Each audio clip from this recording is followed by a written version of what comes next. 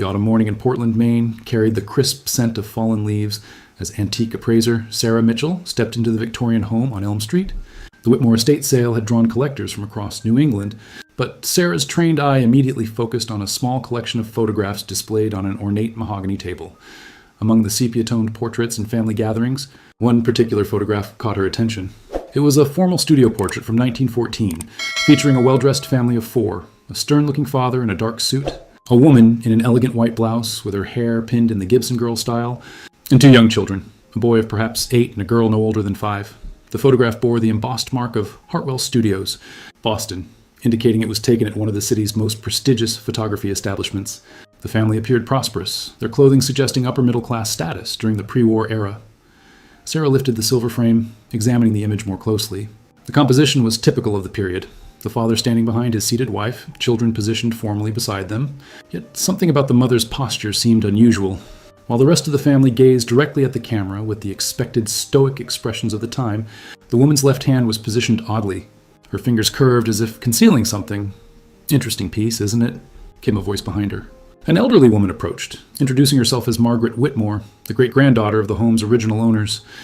"Do you know anything about this family?" Sarah asked, her professional curiosity piqued. Margaret shook her head. "That photograph came with some other items we inherited. I believe it belonged to a family named Patterson. Beyond that, I'm afraid I know nothing about their story." Sarah studied the image once more, that peculiar positioning of the mother's hand nagging at her instincts. Back in her downtown Portland office, Sarah placed the photograph under her professional magnifying equipment. Years of appraising antiques had taught her that the most valuable discoveries often lay in the smallest details that others overlooked. As she adjusted the focus and lighting, the image became startlingly clear. The father's mustache was perfectly waxed, the children's clothes pressed and spotless. But it was the mother's hand that drew Sarah's complete attention. Between the woman's fingers, barely visible in the original viewing, was the edge of something white. It appeared to be paper, a small piece, carefully concealed yet not entirely hidden from the camera's lens. The way her fingers curved suggested she was holding it deliberately, perhaps hoping it would go unnoticed in the formal portrait. Sarah's pulse quickened. In her 15 years of appraising historical items, she'd learned that people often hid significant things in plain sight, especially during times of social upheaval or personal crisis. The year 1914 was particularly significant. It marked the beginning of World War I, a time when families across America faced uncertainty and difficult decisions. She photographed the detail with her high-resolution camera and enhanced the image on her computer. The white object became slightly more distinct, appearing to be folded paper, though its contents remained a mystery. Sarah reached for her phone and dialed her colleague, Dr. James Reed, a historian specializing in early 20th century American social history at the University of Southern Maine. "James, I have something that might interest you," she said, her voice containing the excitement she always felt when uncovering a potential historical mystery. "It's a 1914 family portrait, but there's something the mother is hiding in her hand. Something she clearly didn't want others to see, yet couldn't bear to let go of completely." "Send me the images," James replied immediately. 1914 was a pivotal year. Families were dealing with everything from economic uncertainty to the looming war. Whatever she was hiding might tell us a remarkable story. Dr. James Reed examined the high-resolution images Sarah had sent, his historian's mind immediately recognizing the potential significance of the hidden object. The formal nature of studio portraits in 1914 meant that every element was carefully controlled. Nothing appeared by accident. The Hartwell Studios mark is our first real clue. James explained to Sarah during their meeting at the university. Theodore Hartwell ran one of Boston's most exclusive photography studios from 1895 to 1925. His client records, if they still exist, might help us identify this family. James had spent the morning making calls to various Boston historical societies and archives. The Massachusetts Historical Society confirmed they had acquired Hartwell's business records in 1967, including appointment books and client information. "I'm driving to Boston tomorrow," Sarah announced. "This mystery won't solve itself." The next morning, Sarah found herself in the climate-controlled archives of the Massachusetts Historical Society. The Hartwell Studios collection filled 3 large boxes containing appointment ledgers, client correspondence, and photographic plates. She began with a 1914 appointment book, scanning through months of entries. Under March 15th, 1914, she found it. Patterson Family Portrait, 2 p.m. Payment, $12.50, premium sitting. The entry included an address, 145 Beacon Street, Boston. The premium sitting notation suggested this was a wealthy family who could afford Hartwell's most expensive services. Sarah's hands trembled slightly as she photographed the entry. The next step would be researching the Patterson family at that address, but she sensed she was on the verge of uncovering something significant. A librarian approached her table. "Finding what you're looking for?" "I think so," Sarah replied. "Now I need to find out who the Pattersons were and what a mother might have felt, compelled to hide in her hand during what should have been a joyful family portrait." The weight of the mystery pressed upon her as she prepared to delve deeper into the Patterson family history. The Boston Public's Library's genealogy department became Sarah's next destination. Armed with the address from Hartwell's records, she began piecing together the Patterson family's story through city directories, census records, and newspaper archives. The 1910 census revealed the family's composition. Thomas Patterson, age 42, listed as a textile merchant. His wife Eleanor, age 36, son William, age 8, and daughter Catherine, age 5. The family employed 2 servants, indicating substantial wealth during Boston's textile boom. Thomas Patterson owned Patterson and Associates, a successful textile importing business with connections to mills throughout New England. The company specialized in fine fabrics from European manufacturers, making the Pattersons prominent members of Boston's merchant class. But as Sarah delved deeper into 1914 newspaper archives, she discovered troubling information. The Boston Globe from February 1914 contained a small business section notice. Patterson and Associates faces difficulties amid changing European trade conditions. More concerning was an item from the Boston Herald dated March 10th, 1914, just 5 days before the family portrait. Local textile merchant Thomas Patterson questioned by federal investigators regarding suspected irregularities in import documentation. Sarah's heart raced. The family had sat for their expensive portrait while under federal investigation. This context gave new meaning to Eleanor Patterson's hidden object.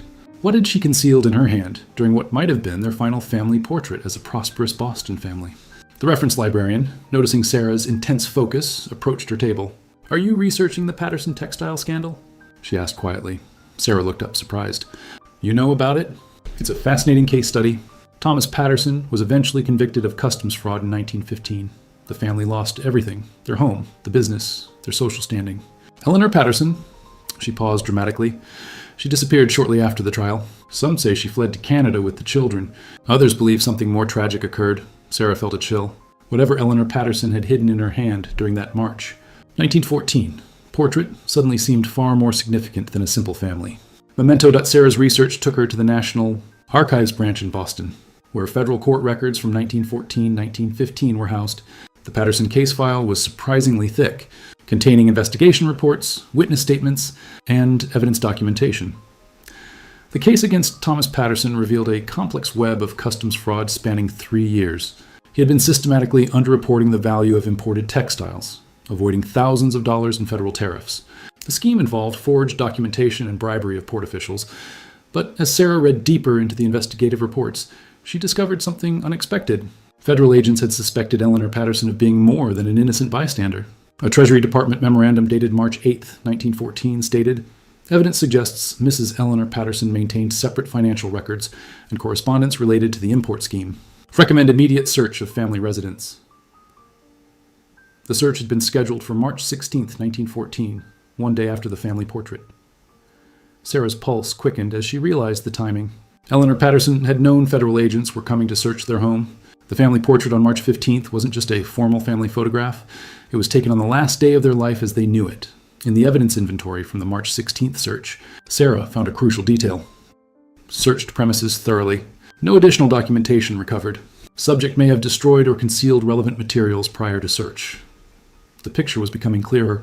Eleanor Patterson had hidden something in her hand during the portrait, possibly evidence she couldn't bear to destroy but dared not leave in the house. The photograph itself might have been her way of preserving proof of whatever she was protecting. A folder marked unrecovered evidence caught Sarah's attention. Inside, she found a handwritten note from the lead investigator. Mrs. Patterson claimed ignorance of her husband's activities, but witness reports suggest she was present during several suspicious meetings with foreign contacts. Her knowledge of the family's financial affairs appears extensive. Sarah photographed every relevant document, her mind racing with possibilities about what Eleanor Patterson had concealed that March afternoon in 1914, court. Transcripts from Thomas Patterson's 1915 trial provided Sarah with a disturbing picture of the family's final months. Eleanor Patterson had testified briefly on her husband's behalf, maintaining her innocence and claiming no knowledge of the customs fraud. But more intriguing were the witness statements Sarah found buried in the case files. Margaret Donnelly, the Patterson family's former housekeeper, had provided testimony that was never used in court. Mrs. Patterson was always writing letters, especially to people overseas. She kept a special writing box that she locked and hid. In the weeks before Mr. Patterson's arrest, she burned many papers in the fireplace. Another witness, a neighbor named Robert Sinclair, had observed strange behavior. The night before their portrait sitting, I saw Mrs. Patterson in her garden very late, near midnight. She appeared to be burying something beneath the rose bushes. The most chilling testimony came from Catherine Patterson's schoolteacher, Miss Helen Rogers. After Mr. Patterson's arrest, Eleanor came to collect Catherine from school. She seemed distraught and kept saying, "I have to protect what matters most." That was the last time anyone at the school saw either mother or daughter. Sarah's research into Eleanor's disappearance revealed that she and the children had simply vanished in April 1915, shortly after Thomas's conviction. Police reports indicated they had left their Beacon Street home with only personal belongings, leaving no forwarding address. William Patterson, the 8-year-old son, had been enrolled briefly in a school in Burlington, Vermont, in May 1915, but records showed the family left there after only 2 weeks. After that, the trail went completely cold. The Boston Police Department had conducted a missing persons investigation, but it was concluded that Eleanor had likely fled to avoid the scandal and potential charges of her own. No evidence of foul play was found. As Sarah read the final police report, dated December 1915, one line stood out. Mrs. Patterson's disappearance appears voluntary. However, her knowledge of her husband's criminal activities and possible possession of undiscovered evidence makes her a person of continued interest to federal authorities. Whatever Eleanor Patterson had hidden in her hand that day in 1914, it had been important enough to risk everything to protect. Sarah's breakthrough came from an unexpected source. While researching Eleanor Patterson's disappearance, she had posted inquiries on several genealogy websites. 3 days after her Boston Archives visit, she received an email from a woman named Ruth Caldwell in Burlington, Vermont. "I believe my grandmother may have been Catherine Patterson," the email read. Well, she always claimed her real name was Catherine, but she went by Carol Caldwell her entire adult life. She died in 1995, but she left behind some items that might interest you, including what she called her mother's secret. Sarah immediately called Ruth, her hands shaking as she dialed. Ruth was a retired teacher in her 70s, the granddaughter of the little girl from the 1914 photograph. Grandmother rarely spoke about her early childhood, Ruth explained during their phone conversation. She said her father had been involved in some kind of trouble and that her mother had saved important papers. She kept a small metal box her entire life, claiming it contained proof of the truth. Ruth agreed to meet Sarah the following day in Burlington. That evening, Sarah could barely sleep, wondering what Eleanor Patterson's secret might reveal after more than a century. The next morning, in Ruth's cozy Burlington home, Sarah finally saw Catherine Patterson's legacy. The metal box was small, about the size of a jewelry box, with initials EP engraved on the lid, Eleanor Patterson. Inside, carefully wrapped in oiled cloth, were several items: a letter addressed to Catherine, a small photograph, and 3 folded documents that appeared to be official papers. "Grandmother made me promise to keep these safe," Ruth said softly. She said someday someone would come looking for the truth about what really happened to her family. She always maintained that her mother was innocent and that her father had been protecting someone else. Sarah's hands trembled as she carefully unfolded the letter Eleanor had written to her daughter. The handwriting was elegant, but hurried, and the date was March 15th, 1914, the same day as the family portrait. "My dearest Catherine," the letter began, "if you are reading this, then the truth has finally come to light." With Ruth's permission, Sarah carefully read Eleanor Patterson's letter aloud, both women hanging on every word from the past. "My dearest Catherine, if you are reading this, then the truth has finally come to light. Your father is not the criminal the government believes him to be. The real perpetrator of the customs fraud is his business partner, Jonathan Harwick, who has been using your father's name and forged his signature on documents for over 2 years. I have proof of Jonathan's guilt, correspondence between him and corrupt port officials, forged copies of your father's signature, and financial records showing payments made from accounts your father never knew existed. Jonathan threatened our family when your father began questioning discrepancies in the business. He said if we exposed him, he would ensure your father was convicted of crimes that could result in prison or even deportation. Today we sat for what may be our final family portrait. Hidden in my hand was the key to a safety deposit box at the First National Bank of Boston, box number 247. Inside that box is all the evidence needed to prove your father's innocence and Jonathan's guilt. I could not risk keeping these documents in our home, knowing federal agents would search it. If something happens to your father and me, you must retrieve this evidence when you're old enough. The bank manager, Mr. Charles Whitman, is a family friend who knows the truth. He will help you when the time comes. Your father chose to protect our family's safety rather than fight charges he knew were false. He believed that by accepting blame, he could keep us all safe from Jonathan's threats. But I cannot let an innocent man's reputation be destroyed forever. Remember, my darling Catherine, that courage sometimes means protecting the truth until the right moment comes to reveal it. Your father is a good man who made a terrible choice out of love for his family." Sarah felt tears in her eyes as she finished reading. The hidden key in Eleanor's hand hadn't been evidence of guilt. It was proof of innocence, carefully preserved through more than a century. Ruth wiped her eyes.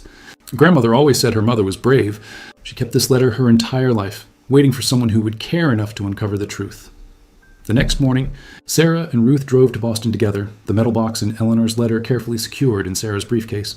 The First National Bank of Boston had been acquired by a larger institution in the 1960s, but corporate records indicated that safety deposit boxes from the original bank had been transferred to the main branch downtown.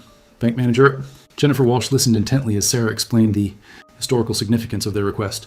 While safety deposit box 247 had been sealed for over a century due to non-payment of fees, the bank's legal department confirmed that Catherine Patterson's daughter, as Eleanor's next of kin, had the right to access its contents. "This is highly unusual," Walsh admitted, "but given the historical nature and the proper documentation, we can proceed." In the bank's vault, safety deposit box 247 sat in a row of similarly abandoned boxes. When Walsh inserted the key Eleanor had hidden in her hand that day in 1914, it turned smoothly, as if it had been waiting for this moment. Inside the box were the documents Eleanor had described: detailed correspondence between Jonathan Harwick and corrupt port officials, bank records showing bribes, and most damning of all, practice sheets where Harwick had perfected forging Thomas Patterson's signature. There was also a letter from Harwick to Eleanor, dated March 5th, 1914, that made the threat explicit. "If your husband continues asking questions about the import documentation, I will ensure he takes responsibility for irregularities he knows nothing about. Your family's reputation and safety depend on his cooperation." Ruth held one of the documents, her grandmother's vindication finally complete. She was right all along. Her mother really was protecting the truth. Sarah photographed every document, her mind already working on how to present this historical revelation. Thomas Patterson had been innocent, taking blame to protect his family from a dangerous man's threats. Eleanor Patterson hadn't been an accomplice. She had been a mother trying to preserve proof of her husband's innocence for future generations. The safety deposit box contained one final item, another photograph, this one showing Thomas Patterson and Jonathan Harwick at the textile business, both men smiling and shaking hands, a bitter irony given the betrayal that followed. 6 months after discovering Eleanor Patterson's secret, Sarah stood before a packed auditorium at the Massachusetts Historical Society, presenting her findings to historians, genealogists, and members of the Patterson family who had emerged after publicity about the discovery. The evidence from safety deposit box 247 had been examined by forensic document experts, who confirmed the authenticity of the papers and the forged signatures. The story had captured national attention, becoming a symbol of how historical injustices could finally be corrected. Through careful preservation and dedicated research, Thomas Patterson's conviction was officially acknowledged as a miscarriage of justice by the federal court system, though no formal exoneration was possible due to the passage of time. More importantly, the Patterson family name had been cleared in the historical record. Ruth Caldwell had donated Eleanor's letter and the safety deposit box contents to the Massachusetts Historical Society, ensuring that future researchers would have access to this remarkable story of courage and preservation of truth. Dr. James Reed had traced the fate of Jonathan Harwick, discovering that he had fled to South America in 1916, shortly after Thomas Patterson's conviction, strongly supporting Eleanor's version of events. As Sarah concluded her presentation, she displayed the original 1914 photograph alongside Eleanor's letter. This case reminds us that photographs are more than mere images. They are frozen moments containing stories waiting to be discovered. Eleanor Patterson's hidden key wasn't just a secret. It was a mother's determination to preserve truth for future generations. In the audience, Ruth Caldwell smiled through tears, finally seeing her grandmother's lifelong faith in her mother's story validated. The little girl in the 1914 photograph had grown up carrying her mother's secret, and now, more than a century later, that secret had restored her family's honor. The 1914 studio photograph, once a simple portrait of a prosperous Boston family, had become a testament to the power of maternal love, the importance of preserving truth, and the reminder that sometimes the most significant secrets are hidden in plain sight, waiting for the right moment to change history. Itself, Eleanor Patterson's courage in hiding that key in her hand during their final family portrait had ultimately achieved exactly what she had hoped. The truth had finally set her family free.